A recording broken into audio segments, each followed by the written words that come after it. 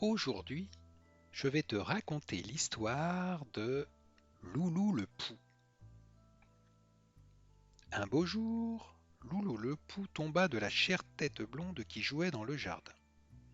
Il fit des sauts de puce désespérés pour retrouver cet abri doux et frisé, mais trop tard, l'enfant était déjà parti. Alors, il ramassa ses petites affaires, le parapluie qui le protégeait des bains moussants et des shampoings piquants, puis il chercha une nouvelle maison moins remuante. En chemin, il rencontra Léon le Bourdon. Loulou en profita pour lui demander s'il ne connaissait pas un vieux chien qui puisse le loger.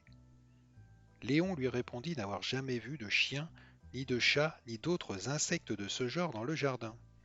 Il l'envoya voir Mireille en lui désignant sa maison.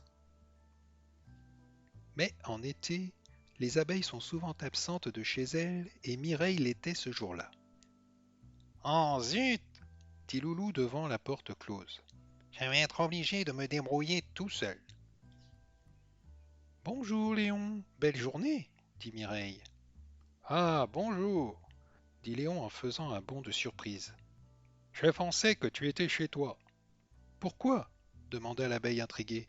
Parce que je crois que quelqu'un t'attend, et ce quelqu'un est laid comme un pou. Voyons voir, dit Mireille en prenant un air avisé et réfléchi. S'il est laid comme un pou, c'est sûrement un pou. Et les poux aiment le miel, affirma le bourdon. Ah non, pas mon miel, s'écria l'abeille en se précipitant chez elle. Heureusement, il ne manquait aucun de ses pots. Mais au milieu de la nuit, Mireille fut réveillée par des bruits suspects. Elle alluma sa bougie et traversa la chambre pour s'assurer que le pou n'essayait pas de pénétrer dans le buffet où elle tenait son miel. Personne ne s'y trouvait. Aussi elle revint sur ses pas, souffla sa bougie et se remit au lit. En fait, tous ces bruits venaient de l'extérieur où Loulou retapait une petite maison abandonnée proche de celle de Mireille. Quand l'abeille se leva le lendemain matin, la première chose qu'elle vit fut un pou en train de poser un écriteau.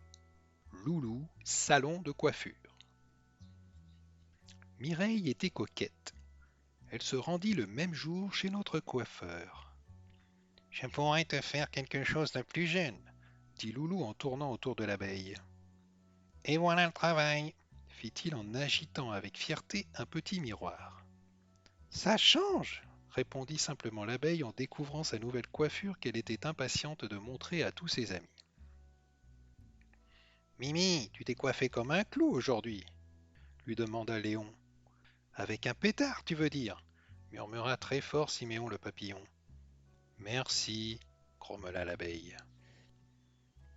Enfin, pendant que la coiffure de Mireille faisait la joie de ses amis, Loulou eut la visite d'un nain de jardin.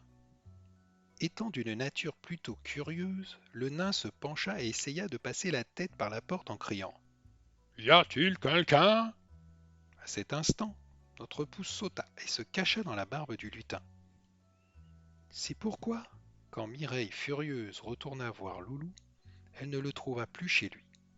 Par contre, en chemin, elle croisa le nain de jardin qui se grattait nerveusement les poils de la barbe.